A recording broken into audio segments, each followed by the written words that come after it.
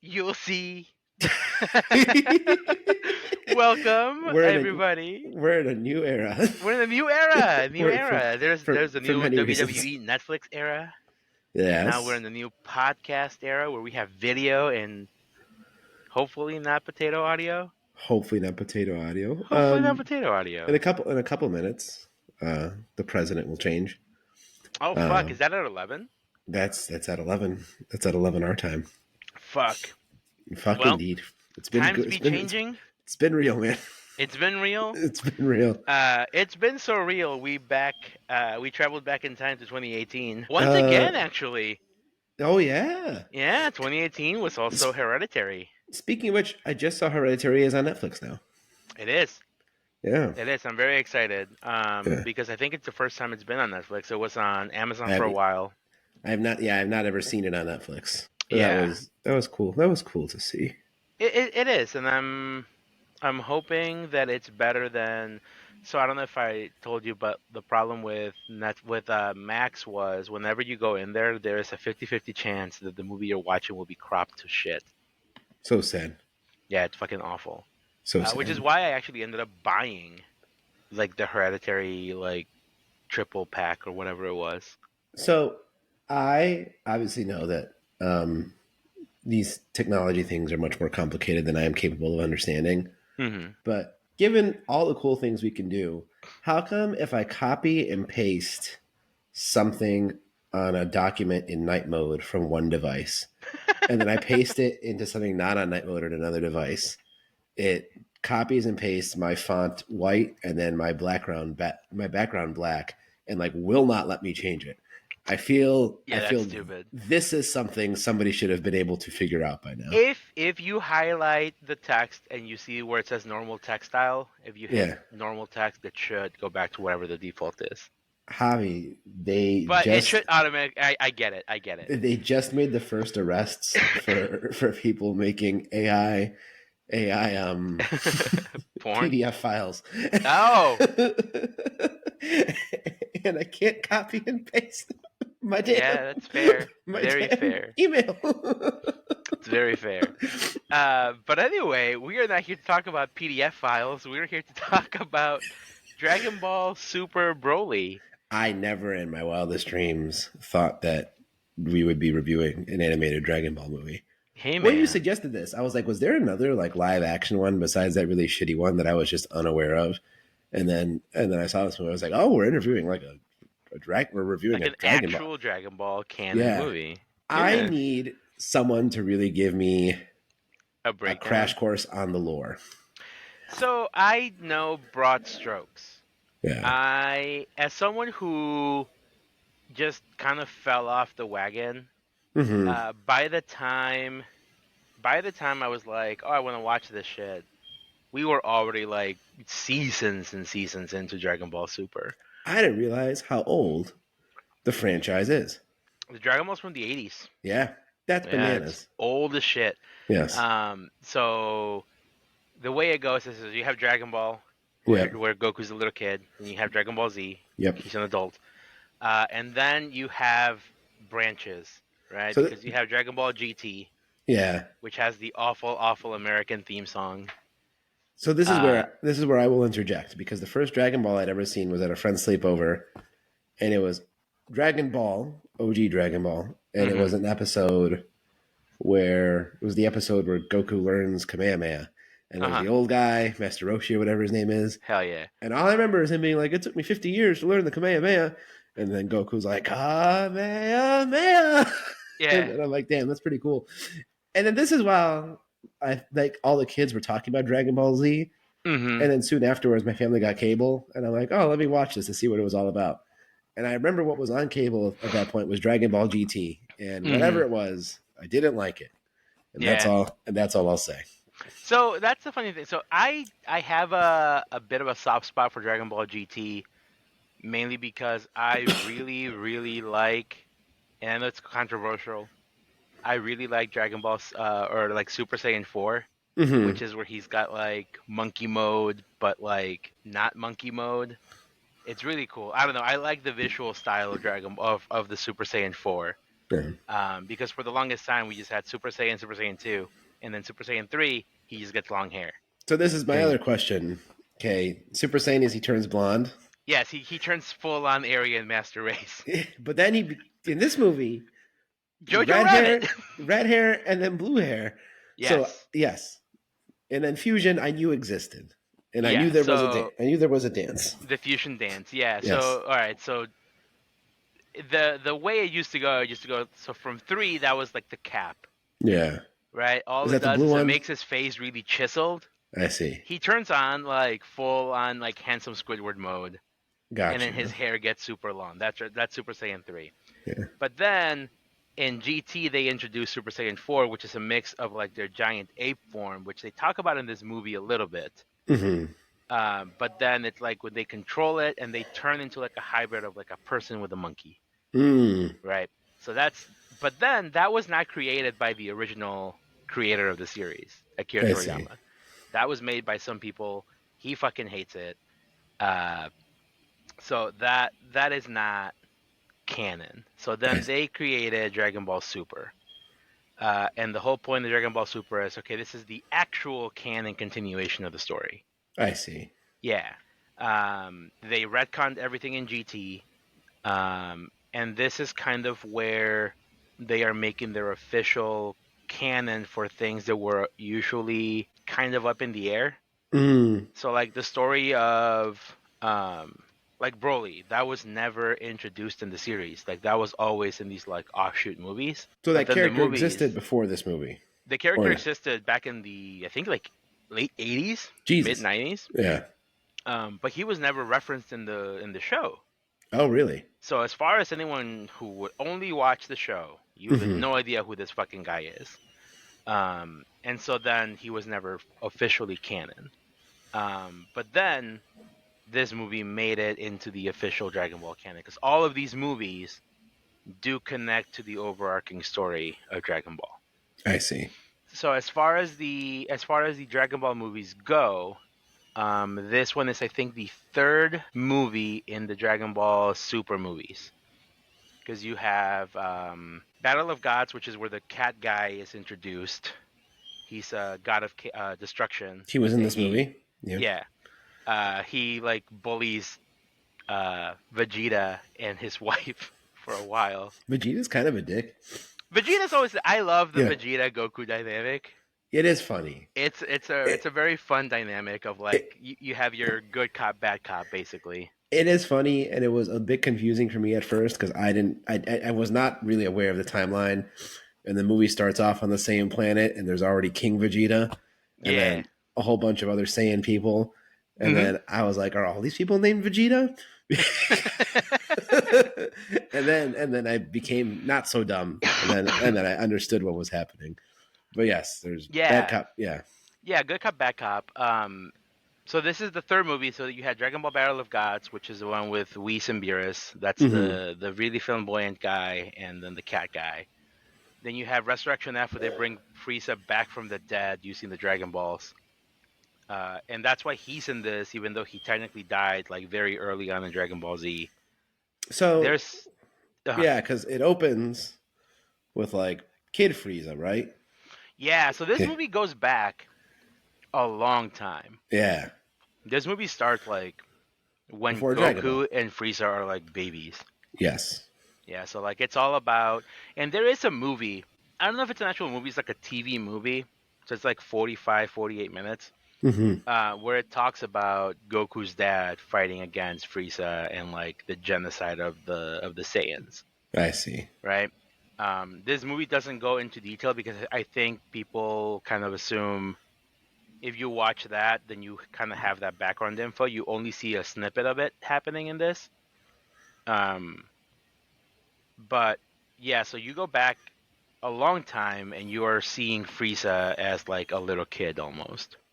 I do think their names are really stupid. The characters' names in general? Because you have Frieza, King Freezer. Yeah. And then, King Cold. And then their brother, I think Frieza's brother's name is Cooler. That's hilarious, actually. It's hilarious. There is a TikToker who has a series going on where she's like trying to gauge character relationships based on names alone. And she just takes like all these characters and she goes, okay, this one sounds like it would be related to this one because they're both vegetables. Oh, I see. I see. It's kind of like guessing a Pokemon's name based on how it looks. Yeah, basically. The I Basically. I feel like this movie made me want to jump into Dragon Ball lore just because I was so fascinated as to because I really got like a little sliver of the pie of this universe, Yeah. and I'm like, man, what else is going on? But now that I finished it, and then I just skimmed the Wikipedia page, I'm like, man, I It's feel so it's out a of my depth. lot. Yeah, It's a lot. And you know what the annoying thing is? I can go online and I can type in, and I can actually do this right now. I can type in Resident Evil timeline, right? And I can uh, pull up a 4 hour long video telling me, like, game by game, what happens and everything, right? And it doesn't have to be very detailed. But if you try to figure out what the fuck the timeline is for Dragon Ball, like, all at best you get like a 20-minute like a 20 minute. explanation. And like I know there's like stories happening here.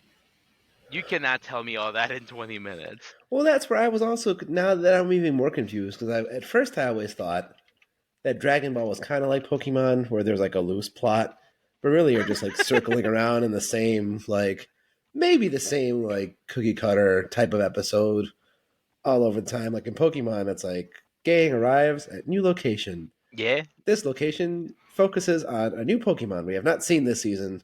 Gang Mhm. learns about the Pokemon. Team Rocket causes trouble. The gang saves it, and then we move on to the next location. Yeah. And I always kind of thought Dragon Ball would be like like that. But then after watching this, I'm like, oh, maybe there is more of a story, a There I mean there story, and a is yeah. there's a whole, like, you have like different tournaments happening. You have different enemies that come in to try to like fuck shit up. Yeah.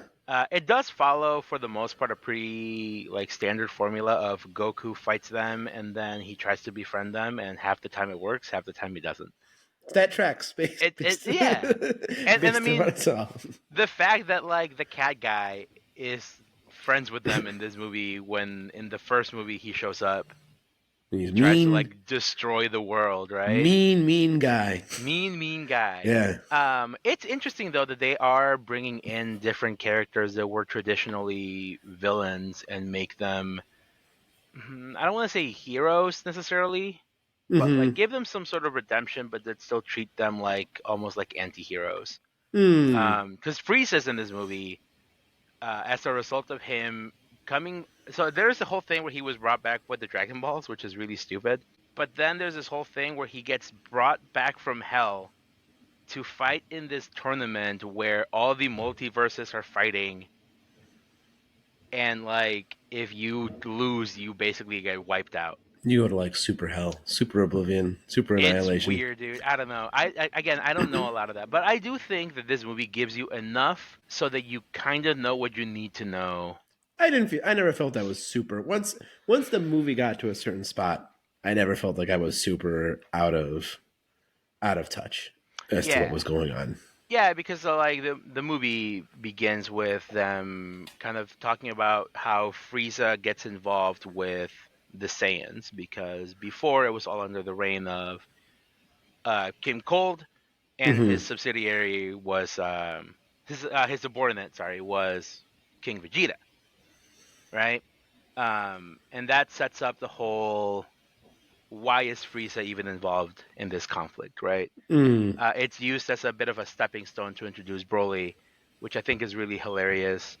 That he's supposed to be like, he's being treated almost like a peasant, Broly is. Broly, because like the way King Vegeta's like, this piece of shit kid, why is he stronger than my boy?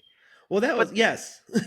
but then the thing that it doesn't make sense to me is like, if I'm reading the relationship correctly, like Paragus is supposed to be like a lieutenant. Well, that's what I thought as well. Like that he was like some high ranking official, Yeah. and then I was kind. I mean, I don't know why I was either confused or a bit surprised by this dynamic, but you see like this planet of basically like Supermen, Hmm. and then I didn't realize that the off-brand Mewtwo looking guy was like in charge of All of them. was in charge of all of them. Yeah. right? I didn't realize how much geopolitics were involved in the Dragon Ball There's a universe. lot of there's a lot of deep lore. There's a lot of hierarchies.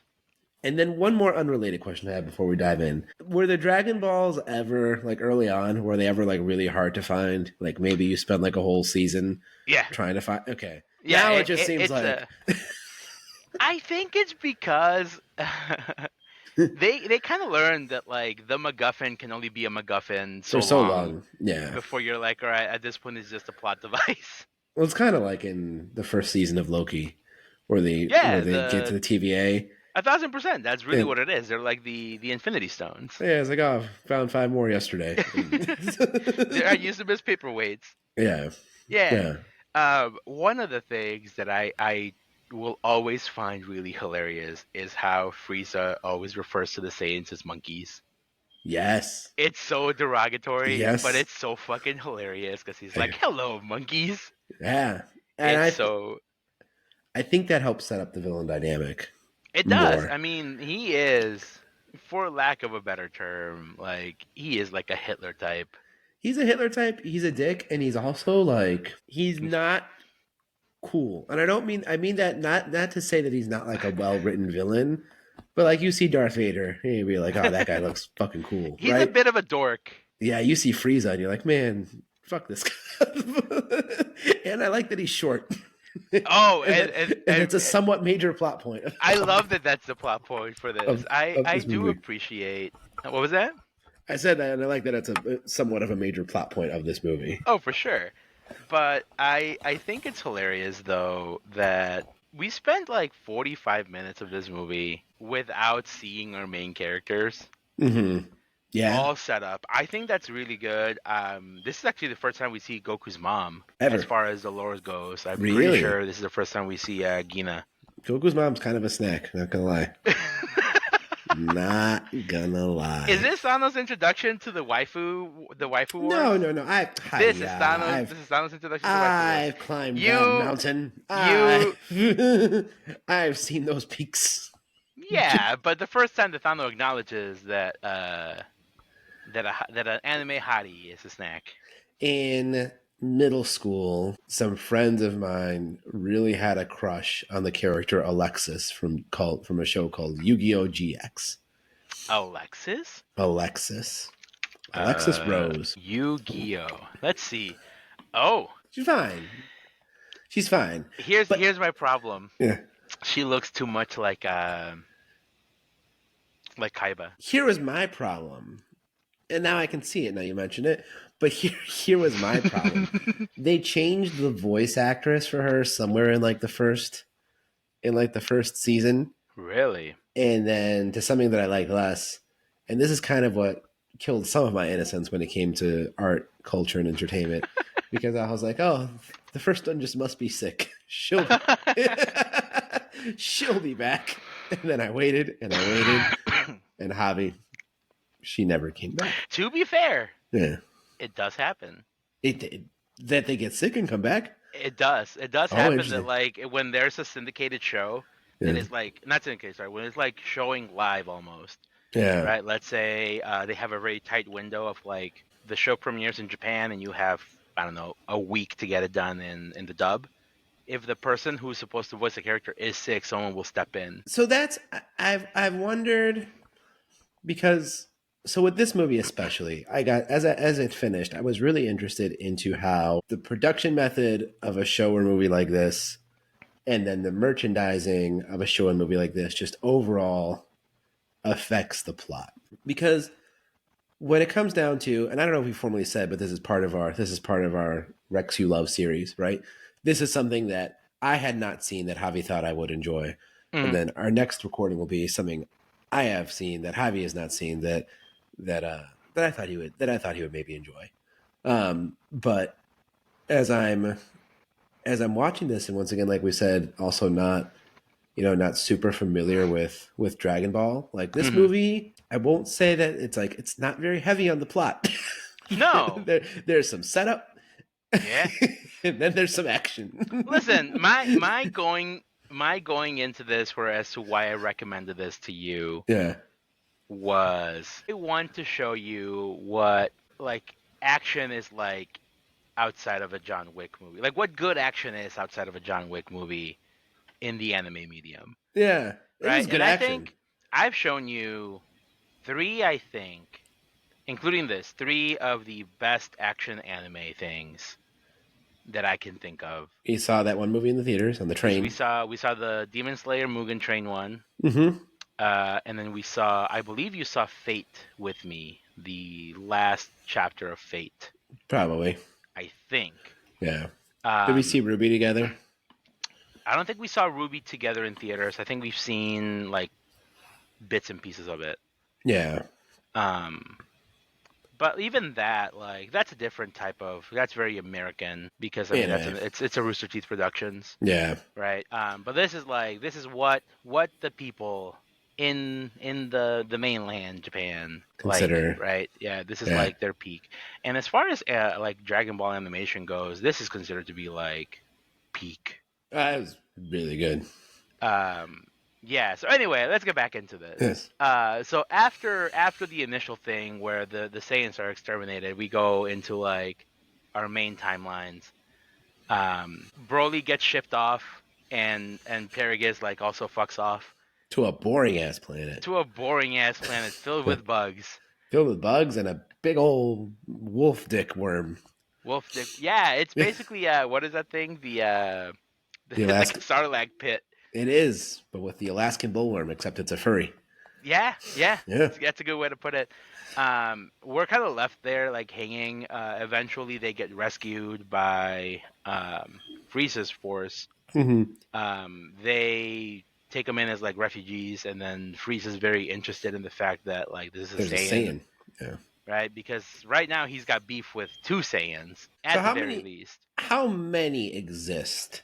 So how many real actual Saiyans exist? Yes, are alive in the main In part of this movie. in the present day, the only full-blooded Saiyans that exist are Goku, Vegeta, and Broly. Got you. Yeah. Everybody else is either dead, so like they've been killed by Goku or Vegeta, or in the process of the show, or are like half. So Gohan Gohan's half is half. Yeah. because mom's human. Trunks is half because Bulma's human. Gotcha. Goten, same thing. Yeah. Then you start getting into like Pan, who's like a quarter technically. I see. Yeah, but I mean, I can't remember if there's anything that was specifically said, but like there is something about like the half blood sometimes makes them almost stronger. Mm. Because there's been like hints that like Gohan could technically surpass Goku in some like parts. Well, then that's the other thing I learned from watching this is that power levels in the Dragon Ball universe seem to be like very, very literalized. Like Yeah. they got scanners, they can see threats, and they're like, his power level's 2,500. Yeah. They're like when I think there's a point where like one of his I can't remember if they said like he was like level 3 or if they said final form, but it was when like someone changed forms or like when Frieza like told Broly's dad like he can't go Super Saiyan, and I was like, oh, whatever these like forms and demarcations are have like names. They seem to have caps. They seem to be very quantifiable. Yeah, I mean the whole point of that is as because Frieza sees things very black and white. Mm-hmm. So like his idea is, oh, if Broly can't make it to this level, this Super Saiyan level, then his ceiling will not be enough to match Goku and Vegeta. Yeah. Which I think is kind of almost proven wrong. Yeah. Because for the most part, like even at Super Saiyan, Broly kicks their ass. Yes. I think it's not until he gets After he goes into his like monkey, his great ape, his great ape but not great ape mode. Yeah, which is there's a name for it. I can't remember what it's called. It's got a name, but yeah. So like he uses the strength of his great ape form without transforming and without the tail, which is also like a big deal for Broly to be able to tap into that. Mm-hmm. But anyway, I love the setup for this movie, which is Frieza steals the Dragon Balls because he has a wish, and everybody's He like, he "Fuck! would What the fuck does he want?" he wish he was a little bit taller. He wish he was a baller. He wish. So yeah, so the whole thing is Bulma has all the Dragon Balls except for one, which is in Antarctica, Hmm.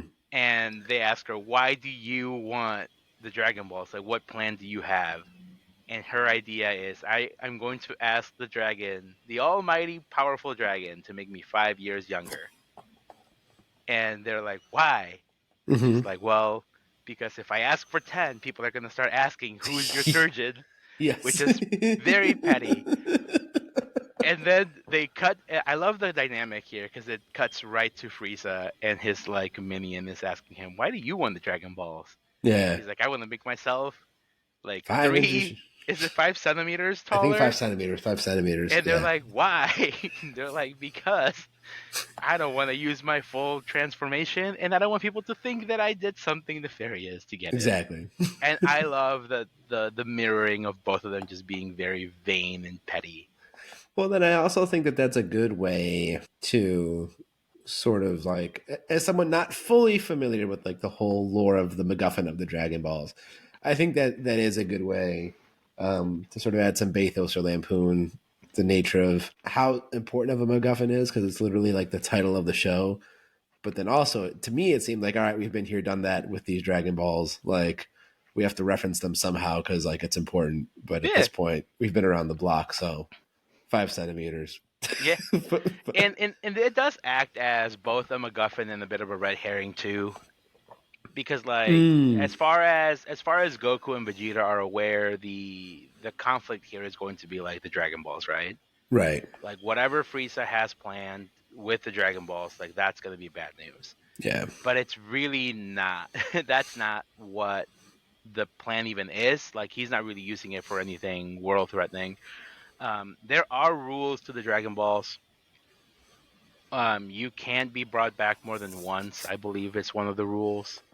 So I don't think the you can ask to like kill someone. because the dragon said when it arrives, which by the way, that dragon sounded exactly Exo. like imagine how I imagined that dragon would sound. Uh-huh. but What the do you yeah. want? The but, fuck now? but but he did mention he does say like I will grant you a wish that's within my power. And Yeah. I do like and find interesting how these rules have to function in a way that will still allow the plot not to be broken and Hmm. to still remain like interesting, but still making it like almost omnipotent.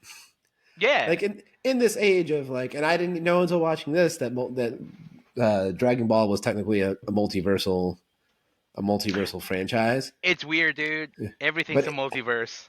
but in this age of where the multiverse allows you to basically do whatever the fuck you want with your plot, Hmm. I do like how a show like this chooses or has to navigate its plot contrivances to still impose some limitations Hmm. while still having the ability to basically do whatever.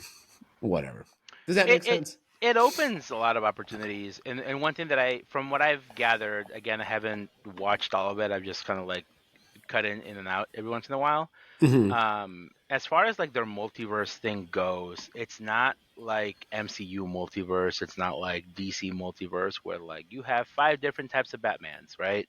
Yeah. Like you have a universe that's like parallel to theirs, but like I don't think there's a lot of crossover as to like there's not another Goku over there.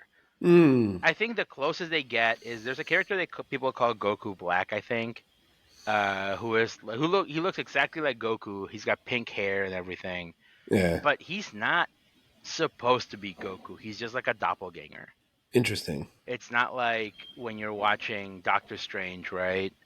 And you have like Doctor Strange from like 666 And Strange or Supreme is yeah, yeah. right. It's not from like the 616, and you don't have like the 830 or whatever it is from Multiverse of Madness, right? It's not. They're not the same character. They're entirely different characters. Just one happens to look like the other. Well, then here's my next question: what does Dragon Ball sell? Like, What do you mean? Yu-Gi-Oh sells cards. Hmm. Pokemon sells games. Like, obviously there has to be some sort of merchandising, There's like element. toys. They do have trading cards, but they're not like a game. It's more like people will put cards, like images on the cards, and sell those. And they'll just collect them. Figures tend to be very popular. There's always like a new Goku figure. Do I have any Dragon Ball figures? I don't think I have any Dragon Ball figures now that I'm looking at Because that was my my next stuff. follow up. Because usually when you see a show like this, Uh huh. like the plot has to be structured in a way to allow for merchandising. But then I was wondering, okay, what do they even merchandise? Because I've seen toys and figures, but I never knew exactly like what their bread and butter was for Well, I like. mean, think about it like a Marvel movie, right? New Marvel movie comes out, and what do? They give Captain America a new costume, Yes, right? and you Well, go to new see Brave season New of Dragon Ball World. comes out. What happens? Goku's hair goes from blonde to red, Yes, so you and need the red then Goku. Yeah, now you go from the red hair and like slimmer physique to like the blue, yeah, right? So that's the extent of it, if I'm being honest. Like that's how they that's sell. good for them. I mean, yeah, I love video capitalism. games are a huge market for them. Mm. Like they have a lot of Dragon Ball games that are very, very well received. Well, there was during one of the mini series of rapid punches. There was one where I was like, where I heard the sound of the punches, and I was like, this sounds exactly like some Dragon Ball video game Hmm. that I've played or seen played. But but yes, Hmm. Yeah, God thousand bless it. percent.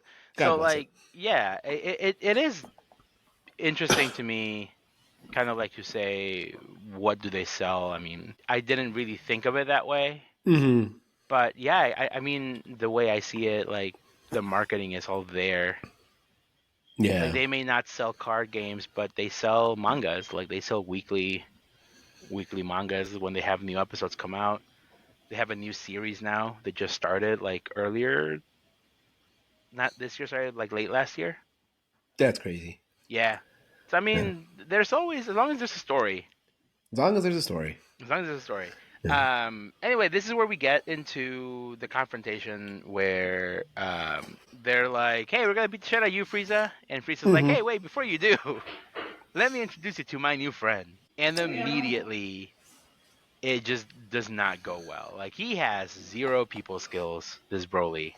Yeah. Um, I find the character of Paragus to be very interesting because, like, as far as dads go in the world of Dragon Ball, I'm hard pressed to call him like a bad dad No, he kind because of got fucked. he did. Yeah. Like he's doing what he thinks is best for his son. He understands that Broly is like a force of pure destruction. 1 second. Yeah. I have to mute. Do I have to pause or anything?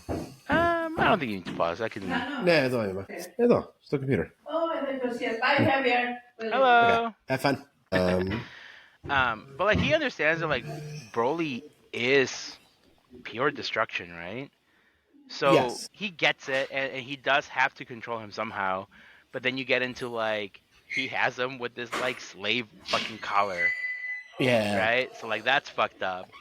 Broly had made a friend in the what's it called, that like weird fuzzy monster, and the dad like shot its ear off. Yeah. Right, like we're learning all this like really sad backstory for Broly, and Sad it does. backstory. Uh, Go ahead, and then I'll add. I said like it's sad backstory for Broly, but then like it slowly takes away that feeling of like Paragus is a good dad, but at the same time you're like he is kind of a piece of shit. But compared to like some of the other parents in this series, like he still comes out pretty on top of things. So I don't have a frame of reference for other parents in the series. I guess though what I do have is that like to me then to see that complex dynamic of the dad who really got victimized by another dick in King Vegeta, Mm-hmm. basically being thrown into kind of like a final destination.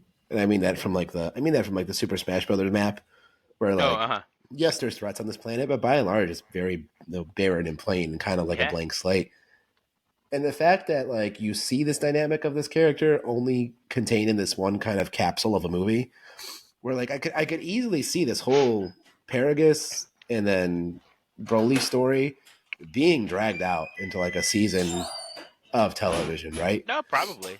Yeah, so seeing it so condensed, I also think helps make me more conflicted about the character. Yeah. Because like you kind of get like these two sides of the coin and you don't really have a lot of time to like you don't really have a lot of time as a viewer to sort of like choose and ruminate and think about the character. Mm-hmm. So then I kind of walk away. I kind of walk away feeling a lot of intrigue for Paragus because it's kind Yeah. of all we get, but it's a lot. It, it it's not only is it like a lot, it's also like enough for what we need here. Yeah, It's enough for you to understand why, even though it does sound awful, what he does to Broly and how he's controlling him and basically leashing him like a dog, right? yeah. When he does, spoiler alert, inevitably die later on in the movie, Hmm. you feel why this like pushes Broly over the edge, Yeah, right? Like it for him, even though this guy is zapping him and all, like he understands it's all why he does it, right? he's all he's got. He's It's all all he's he's had. got. He loves his dad. His Yeah, dad, for lack of a better term, like is his like it's his world, right? That's his only connection he has to anything. and his dad's been feeding him the narrative, the true narrative that like yeah, our own people basically like fucked Exiled us. us, right? They Yeah, fucked us. They wanted you dead. right. Which is, yeah, like you said, Which is true. it's not wrong. It's not false. So Yeah. it's very interesting to me how this all kind of works out. Um, so anyway, they start with the fightings, Hmm. and I really love the fact that the fight starts with Vegeta. Mm. Not only because you want to save your main attraction to the end, right? Your main event should always be your most popular guy, which is Goku. Right. But by having Vegeta come in and pretty handedly kick his ass for a while, Yeah. kind of makes you feel good for Vegeta. I know he's kind of a dick, so like for you, you're kind of like, whatever. But like, as someone who watched all the Dragon Ball and Dragon Ball Z, like there is a part of me that always had this soft spot for Vegeta because like there's gotta be such a mental conflict going on, and it is Mm. explored a lot in the series where he has this complex with Goku Hmm. where he is the prince. He is supposed to be like the most That's powerful what guy, surprised me too. right? Yeah. He's supposed to be like the heir to the Saiyans. Yeah. And there's this fucking peasant guy who does nothing but joke around and eat, and he fucking runs laps around you, right? Yeah. So it's nice that he gets a moment to shine that kind of has, his like, look at him. He has a really good 5-star match happening here. So this is what brought me. This brings me to, and it's kind of funny because I'm gonna turn this into I'm gonna turn this conversation into a conversation about Goku, which Go is for it. something I'm Which is sure really fucking funny. Vegeta must love. But as soon as I finished this movie, all I wanted to talk about was what a good dude Goku is. Dude, Goku's a good dude. And I've seen, if you ever follow the Who Would Win subreddit, Mm-hmm. I think there's kind of like, if I'm correct, there's kind of unofficial, unwritten rules that like Goku and Superman are kind of like peak Yeah. peak power. And then seeing this movie made me realize just why those Goku Superman like comparisons exist. Mm-hmm. And I'm not gonna lie, like if the newer iterations of Superman took considerable direction from like this Goku. iteration of Goku, I would not be upset. No, and that's kind of why Goku is such a timeless character, He helps. but it also such an easy to root for character. He helps. He helps the people. He helps the Yeah. people. He just wants to have a good time, but he also knows when to drop the act and get serious if he needs to. Yeah. Because like the whole first part of their fight, like you can tell he's kind of like he's treating it as like a sparring match Mm-hmm. where he doesn't want to hurt the person and he also doesn't want to get hurt necessarily, and he's kind of like testing the waters to see what's happening here. Yeah. And it's not until he gets his shit rocked that he's like, oh no, this is a problem. Like this is Yeah. legitimately a problem. But like he's so chipper and hopeful, and there's something endearing about the voice actor because like he just every single time he fucking brings it. Yes. And that's to me one of the most important things when it comes to like a voice acting role where you can ask someone like who voices Rocket Raccoon and people will Mm-hmm. be like, oh, it's Bradley Cooper, he does a good job. Or people will be like, who voices Groot? And you go, oh, it's Vin Diesel, hee hee. That's a pretty fun fact, right? Mm-hmm. But like these voice actors who like nobody fucking knows except for like anime or like anime dweebs, right? Yeah, it's the opposite. You hear their real name, and then you're like, "Oh, it's the voice of Goku," and then you're like, "Ah." Yeah, like if I Yeah. told you who the fuck Sean Schmemel is, you'd be like, who the fuck is that? No. Yeah. Right? Maybe Christopher Sabat, like people would be like, oh, you know him from blah blah blah. But like that's a little Mm-hmm. bit like more rare, right? But they have such recognizable voices for very distinct characters. Yeah. Like I don't know if you could catch it, but the same guy who does the voice of Vegeta is the same guy who does the voice of Piccolo. I now that you say that, I can see it. Like when you hear it, you're like, oh, okay. But Right. like Goku, like it's such a Goku voice. Yes. Like if you were to hear that out in the wild, You like know, even out of context, you'd be like, that's Goku. it perfectly encapsulates like a hyper competent adult who is a kid at heart. Yeah, no, that's actually a really good way to put it. No. Uh, some would say emotionally stunted. Sure. Some would say that also makes him a Well, terrible father and a terrible husband. so I don't know. I haven't seen that side of him, but at least from what we see in this movie and this movie alone, I don't see signs of emotional stuntedness. I mean, like he wins the fight after fusing, and then he goes and finds him, and he's like, "Here's the magic capsules," which I totally forgot about until this movie. Which like, but Yeah, those I always thought those were amazing. Like, here's a house. here's a Here's like, house, here's a car, yeah. here's Here's the Max food. Revive. Here's the Max Revive beans. Yeah, there's Can't Enzu wait. beans. Can't wait to come back and spar together.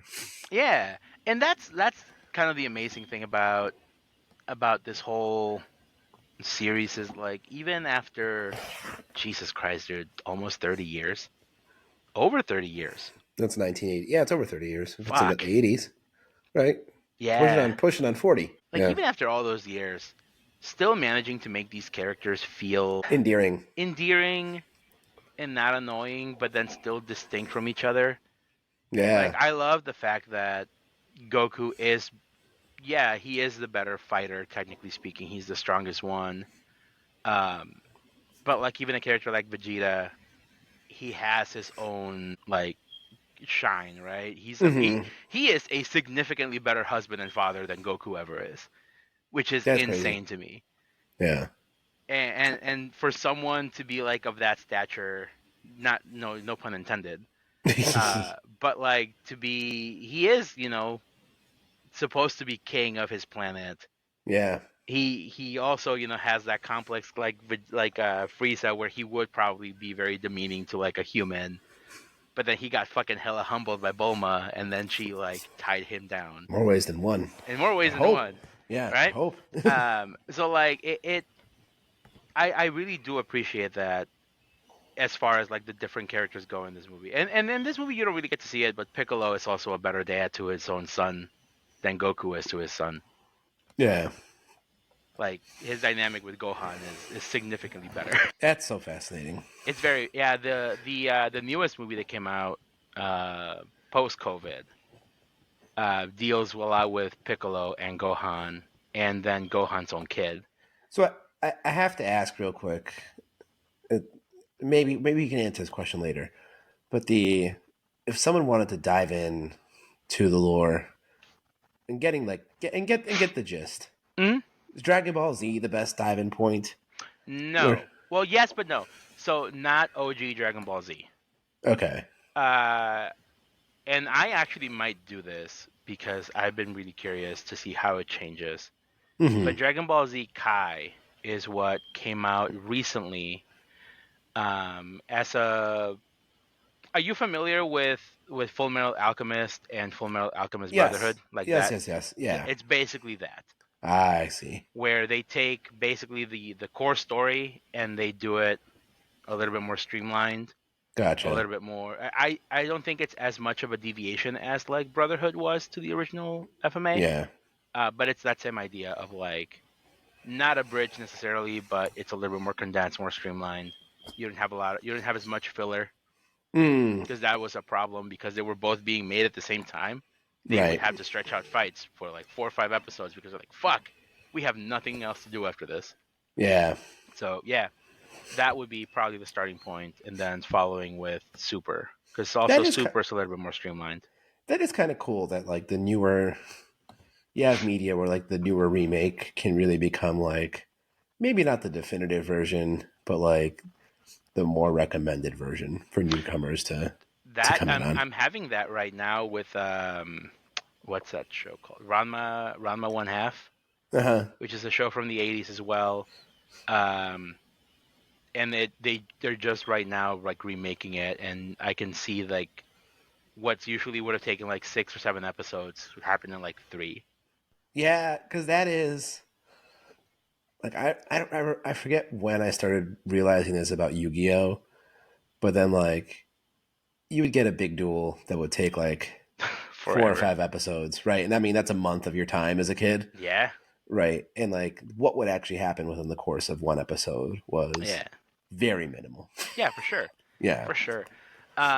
Let's break down really quick this big fight at the end. Yes. Yeah, The crux of the film. the crux of the film. Here's the thing: once the fighting really starts, It doesn't there's no stop. fun. Yeah. There's no fun. Like once the 40-minute mark hits in this movie, it's just all yelling and punching, Yeah, and so power much balls. yelling. And I do have Yes. a question for you. I'm ready. As an anime watcher, yelling is par for the course, Yeah. right? But as a non-anime watcher, as such as yourself, is do you think that that is a barrier of entry? No. No, No. you I you think could, people could like look past that? but I also have enough background to kind of know. I think once the fight started going on for like 10 minutes and then it seemed to be escalating more, I think I kind of realized, like, oh, this is kind of where, this is just where we're going to be. Yeah, Like, this is where we live, yeah, and that's fine. right. Yeah. So again, the fight starts with Vegeta and Broly. Broly's getting his ass beat for a while, but eventually he Mhm. starts like kind of getting angrier, and that's how his power scales. Which is very Saiyan like of Mhm. him, like very primitive monkey, like kind of like how they refer to them, which is really kind of appropriate, I think. But then it's not until Frieza pulls like the biggest brain move Yeah, of his career, I think, where he flashes back to Dragon Ball, where Goku freaks the fuck out after he kills Krillin and right. goes Super Saiyan. He's like, "What if I do this?" And he fucking kills Paragus. Yeah. And I love his acting, where he's like, "Broly, one of your energy beams accidentally killed your father." And dude, he's such a fucking shit. Oh Yeah. man, it's so good though. It's those types of things that makes you understand the kind of character that Frieza is for newcomers. Like me watching this, I go, yeah, that is 1000% something that Frieza would do. Well, Like because it falls with his character. sometimes you get heroes who are like 90% brawn, 10% brain, and you get villains who are like 90% brain, like 10% brawn. Uh huh. Frieza, I would say, is like a good 65-45. Like Yeah, he has enough physical powers where I would be intimidated by him. But like yes, he is mostly a schemer. he is very Yeah, calculated, and I do yeah, like that for his character. yeah.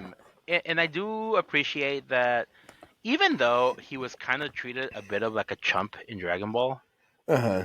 So once they defeat him in Dragon Ball Z, and he makes a couple of like random appearances here or there throughout the show, Yeah. he's always kind of treated like a punching bag. Trunks comes in from the future at one point, and just takes him out in like a second. It's Yeah. embarrassing. So like the fact that they were able to bring him in here Mm. and treat him, yes, still like a scheming little shit, Hmm. but I mean he does put up a fight with Broly for a while, Yeah. uh, which I'll touch in a second because it's really fucking funny. But like when he came back in the Tournament of Power, when he came back in Resurrection F, like they do treat him as a serious threat. They do treat him as a serious contender. Mm. So I do appreciate that, and it does not take away from him still being goofy as shit sometimes. I see. I don't know if that makes sense. I think it does. I think it does. But anyway, and it's when Broly really loses his shit after his dad dies. That's when Goku and and uh, Vegeta realize that like even going Super Saiyan Blue It's not enough. is not enough. They are Yeah. both getting, and he is very very handedly taking care of both of them at once. Yeah. Which is Pushing them through the mountains. which is But the you know how there's always like the joke that like Superman destroys all of Metropolis. yeah. And then there's also then the following joke where in Dragon Ball they're always like, let's go find an empty place to fight. Right. And a Well, lot of the I don't know if you've seen the memes where it's like empty movie theaters for like blank movie. uh, Yeah. I've not seen these memes, No, but anyway. it's fucking hilarious. Anyway, Yeah. in this movie they're like, hey, for the purposes of like avoiding that whole thing, let's set this in Antarctica. Yep.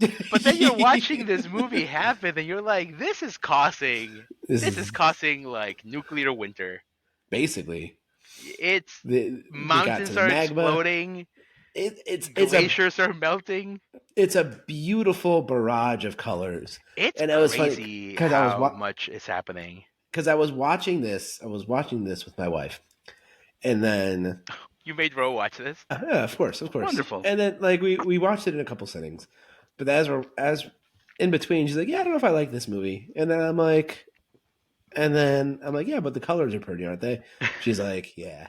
Yeah. And then I think that if I had to make a top 5 list why anybody should watch this movie, number one really would be the colors. The colors do be pretty though. It's a spectacle of Yeah. like animation happening on the screen. Yeah. Like the this is one of the first Dragon Ball movies to really embrace CG in their Ooh. movie, Mhm. where the characters are primarily 2D animated, but then a lot Yeah. of the backgrounds and a lot of these like special effects are CG, right? Oh, that's interesting. Whereas I think in the last movie it was almost all done CG, and it still tries to do that 2D art style. Mm-hmm. I don't think it works as well. It kind of took me out of the movie a bit when I was watching Mm-hmm. it the last movie. But in this movie, it's almost seamless to me. Like I almost can't. I need to be looking for it outside of a few very like obvious scenes for me to be like, oh, that's definitely like CG versus like hand drawn.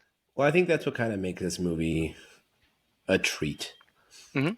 Because once you get into the fight, you're just like kind of bombarded with like image upon image and color upon color upon color.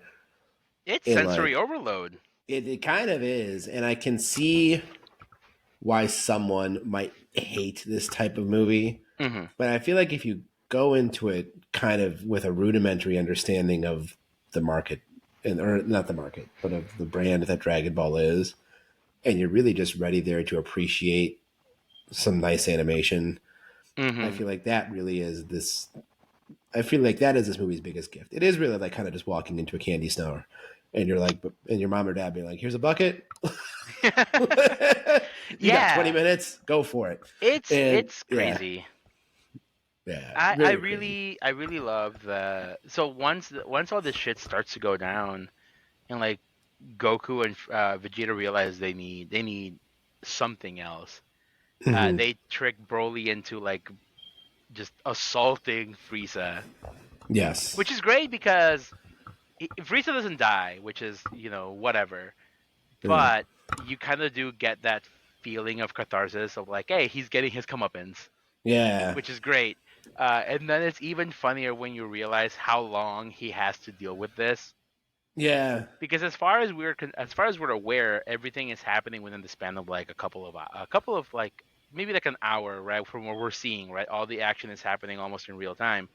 But then when Goku and Vegeta use instant transmission to go visit Piccolo and they do the fusion dance, every Hmm. time they fuck up, they have to wait 30 minutes. Yeah, that's crazy. And so the fact that Frieza has to endure this for like an hour and some change is just Some kind good of really justice. funny. Yeah, absolutely.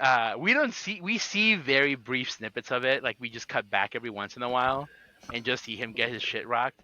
But Well, it's all just watching these two guys dance. well, then the beautiful part about that is he has to endure that for that time. But then in the meantime, like Goku and Vegeta really aren't suffering. They're just sort of like, all No, right. they're just like, oh, we're schlubby. Oh, we're super skinny now. Yeah, like time to wait. Time to wait. Time to dance. Which is interesting because it's kind of like, especially for Western storytelling structure, that's like kind of, one of the first rules about writing a good story is like take your character's worst day and then make it worse, right? Where that's not really the case. No, no, That's not really the they case get a here. really nice breather here. Yeah, this is kind of like an extraordinary Wednesday for them. I'm not going to say it's like a normal Wednesday, but, Yeah, and but and and the fact that they have to do the fusion is so fucking funny because it, mm. it kind of then just like compounds on that dynamic that the two of them have, which I still will say I will die on the hill that like the Goku Vegeta rivalry is like an all timer.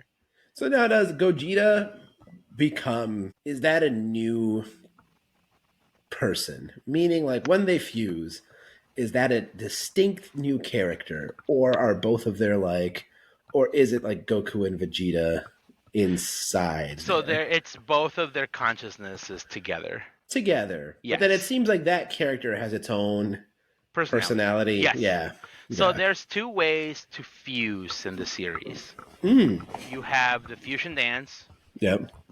which is what happens in this movie, and then there's a way easier version of it where they use these earrings that are given to them by these like they're called kinkai, Mm-hmm. and when you put one earring on one ear and the other person on the other, it whoop, you Yeah. become one. So in this version, they're called Gogeta.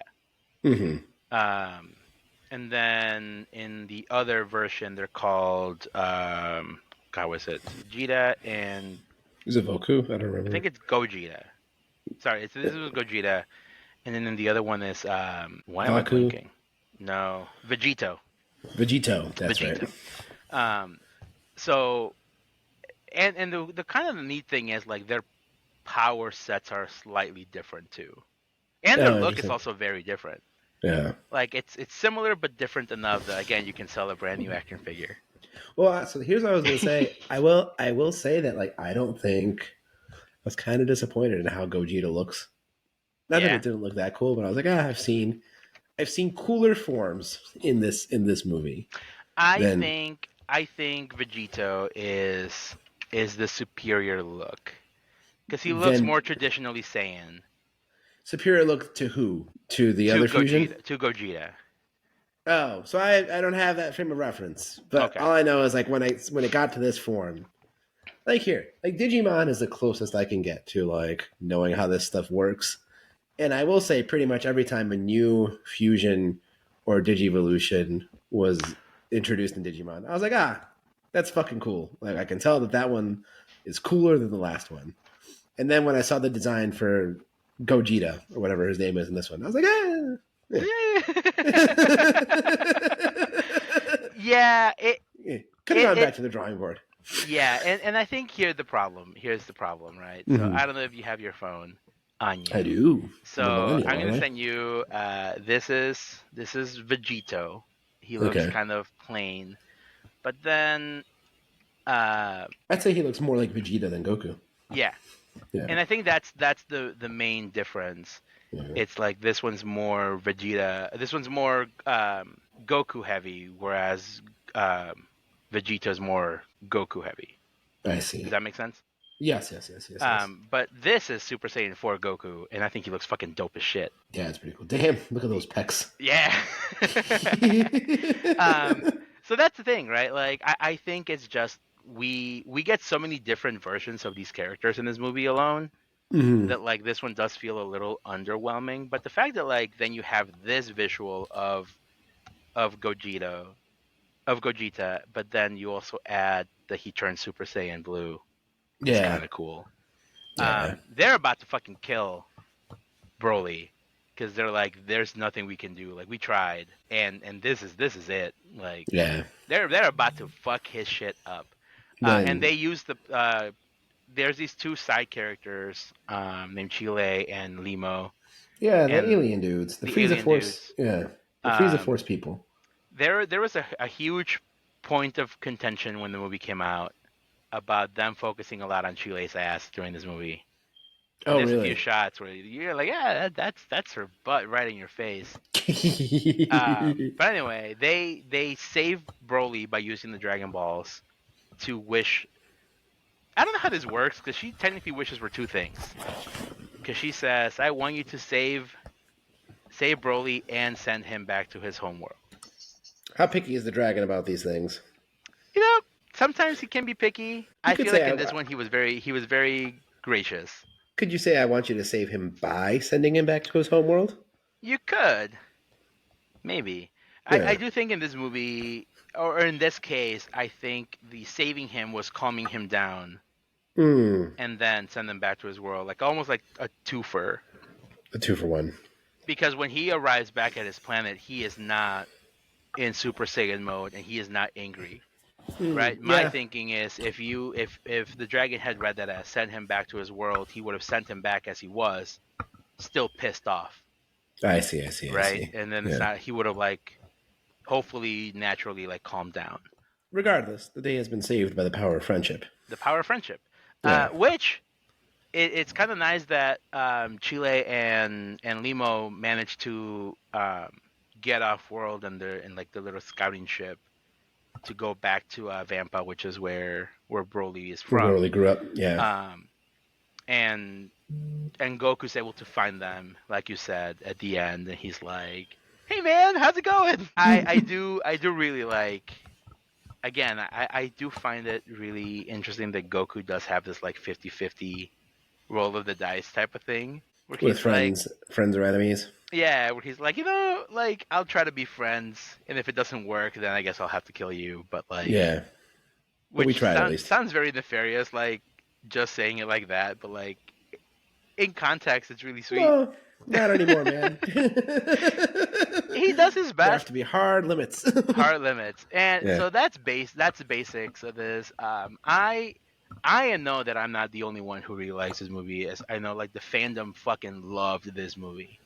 Team 4 Star, you know them, right? They do Yeah, they the did the abridged abridged. series. Yeah. They fucking were like so into this movie. Have they abridged this one yet or no? I don't know. They did a very Yeah. long podcast for this movie. Yeah. They did a spoiler free and a spoiler version. Um, on a budget of 8.5 million, they made 125 million. That's so cool. That's very fun. Yeah. I'm very, and I want to get your take on this. This is probably like the last thing I have. Why Dragon Ball? Why do you think Dragon Ball, of all I was wondering these as well. series, why is this the one that's like stood the test? Don't get me wrong. So people say that the big three are Naruto, Dragon Ball, and I think One Piece. Mm-hmm. But I think if you were to ask a normie, like pull someone off the street, hey, give me the name of an anime. Give me the name of the most famous anime. I don't think a lot of people would say One Piece or Naruto.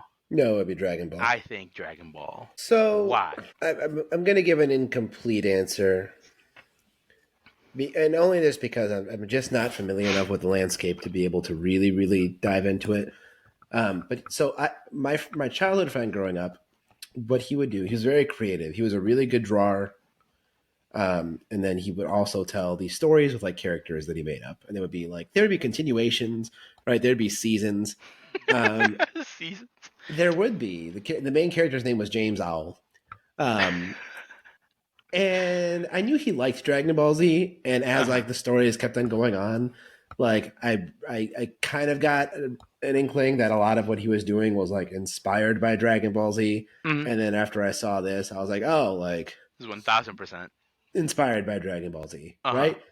And like granted, this was like a 10, 11, and 12-year-old doing this, so obviously like the story structure, was inspired by a brain that had, that age of imagination. Hmm. But I think what's cool about this world of Dragon Ball, and kind of actually like what I was talking about before was like the very literal like power levels that they kind of set up, Uh-huh.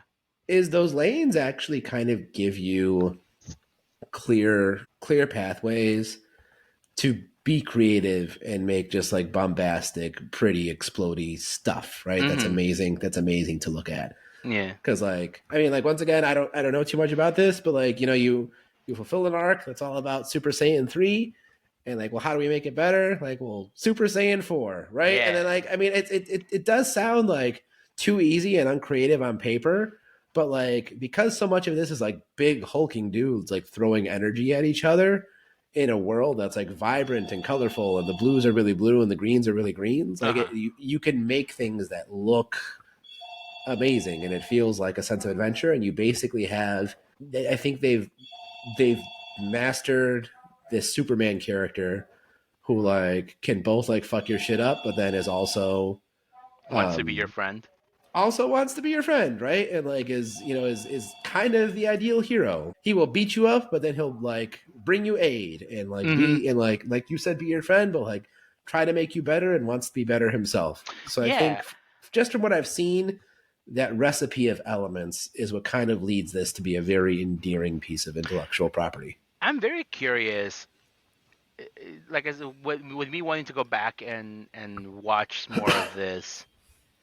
I'm curious if there was ever a plot or like an arc, story arc where Goku was like an asshole. I wouldn't want. I don't want. I don't know I that I don't. I would don't want want Superman that. Red Sun. I don't want Man of Steel for Goku. And that's what I'm saying. Like, I Yeah. feel like there was a whole narrative where like, yeah, we need a more gritty, realistic Superman, and I'm like, do Yeah. we? Do we need a more realistic Superman? I'm happy with him being like, if I want someone dark and brooding, that's what Batman's for. I mean, in this world where basically Anubis is sitting there on the beach, chilling, drinking mai tais, I don't. I don't need a more realistic anything. Yeah, I kind of just need this. good. But Maybe that is why Goku has stood the test of time. yeah. And I, you But know, I think we are at a point where we could realistically get a Dragon Ball movie. isn't one happening? Or no? Am I I don't. wrong? I think there were rumors. Yeah. Man, rewatching this movie and remembering the hype back in 2018 when this came out, like Hmm. seeing the anime community be so like Titillated. not just titillated, but like be in like this consensus of like this shit was fucking awesome. Yeah.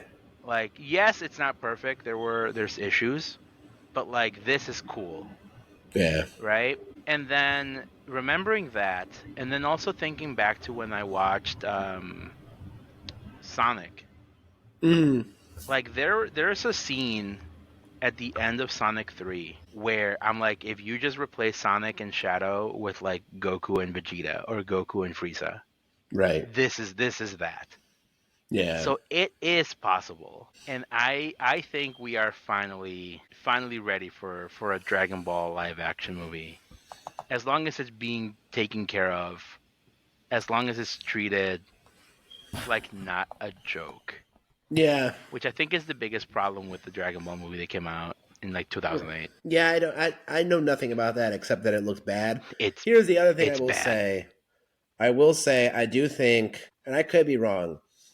I think the muscles are a big part of the essentiality of like the Dragon Ball aesthetic.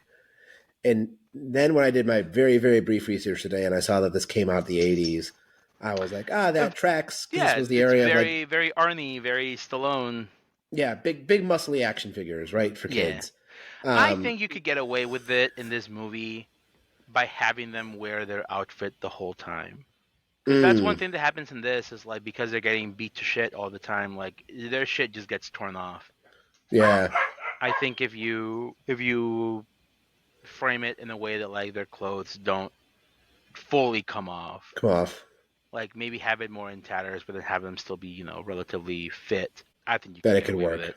Yeah, perhaps. And then like if you have your Frieza character, that could be more CG bulky. Yeah. Yeah, Maybe. doable. Maybe. I like Anyway, it. thank you so much for everybody joining us in our thought experiment. For this is our third episode of the movies we wreck. Yes. Yeah, Our next one on the list is Mass. is much different. Did you watch it yet or no? Not yet. We might watch it. Maybe I'll watch it later today. I think I will as well. We got I some think time. I know we're meeting later for dinner, but yes, we're supporting a local business. a local eatery. Yeah, with half off pizza specials. Half off pizza specials. All Yeah. right, everybody. We are going to figure out how this wraps up so we can safely end our recording. But until next time, this has been the show. He has been Thano. He has been Javier. This is Movies We Wreck. Bye. Bye.